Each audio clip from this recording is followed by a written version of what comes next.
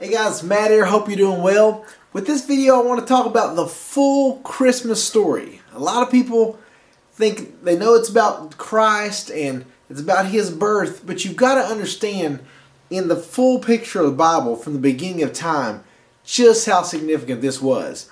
In the beginning of the Bible, in Genesis 1, it says, "In the beginning God created the heaven and earth." Now God created the heaven and earth, and He created man, and He told man, "You just got to trust me." Now all of y'all know man decided to go its own way, ate of the fruit of the tree of life, and sin entered the world. Satan deceived man, and sin entered the world. And then sin just kept on getting worse and worse, and it got so bad God regretted even making man in the first place.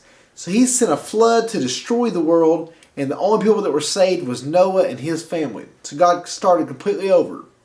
So you think after all this, and through Noah they'd learned a lesson when they heard about the great flood, but over time that sin nature just creeped right back up. And man began to sin and sin and sin, and God is this perfect God that is holy and righteous and pure and true and full of love. The Bible says God is love, so He can't be around sin. So there was a problem here. You can see this gap.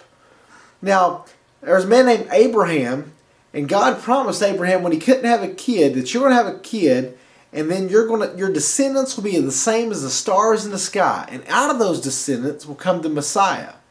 So He said this long, long ago in the beginning of the Bible.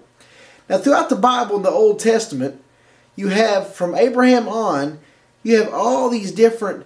You have, say, in the book of Judges, all these judges trying to give rules and regulations and trying to help God's people, but God's people keep on sinning. They refuse to trust God. Then there's even, after the judges, becomes different kings. Israel and the nation, God's people says they want a king, but they keep on sinning. And even these kings, even though they were the kind of men of God, what they have still? They had a sin nature. So no matter what, they were going to do wrong in God's eyes. So you just kept the same pattern over and over, where God would deliver the people out of the bondage or out of destruction. Then they would fall right back into the same sin, and God would have mercy on them and deliver them again. So we needed some final cure for our sin nature. So what was God going to do? In the Old Testament there, right before you get to the New Testament, you have these prophets and minor prophets. And a prophet is just someone who speaks on behalf of God. God speaks to them, and they deliver God's message. And these prophets started saying there's going to be a Messiah coming. It's going to be a Messiah out of the tribe of David, that He's going to save the world once and for all. He's referring to Jesus. So you have all these kings, then you have these prophets telling what's going to happen, pointing to it's coming one day, it's coming one day, Jesus is going to come. Jesus is going to come and save us all. And the Old Testament is full of people of signs pointing to Jesus. Then you have, in between the Old Testament and New Testament, 400 years of silence. Think about that. So for 400 years, people heard absolutely nothing from God. There were no prophets, there were no signs, there were no miracles, absolutely nothing. You can imagine how hopeless they had to feel. You can imagine how empty. And what about this promise God told us through these prophets and through all these signs? There was going to come someone who could save us, and they'd be the Messiah, and once and for all give us hope and give us a way to heaven and give us reason to live. And for 400 years, that's the break between the Old Testament and New Testament. 400 years they heard nothing.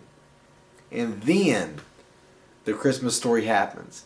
And that is when an angel of the Lord appeared to the Virgin Mary and says, "You're about to give birth to the Messiah, the King of Kings, the Lord of Lords, Jesus Christ." That's why we celebrate Christmas. And a lot of people don't realize that. They know Christmas is about Jesus, but they don't realize the hundreds and hundreds of years of bondage and just disturbing battles and sin and so much destruction for God's people in the years ahead. But finally, God said He who knew no sin became sin. Christ came down, lived a perfect life as an example for us for 33 years, and then ultimately died a death that we should have died. He gave His life on a cross for us so that we, through Him, can be saved. So He who knew no sin became sin so that we might become righteousness. You have God, you have man, and a big sin nature. God sent Christ down on the cross to take our place, so that now when we accept Christ as our Savior, instead of God seeing us and our sin nature, He sees Jesus and the price Jesus paid on the cross. That's why we celebrate Christmas. When the angel appeared to Mary and said, "You will give birth to the King of Kings, the Lord of Lords," everything through all eternity changes. From the beginning of time to the end of time, everything changes.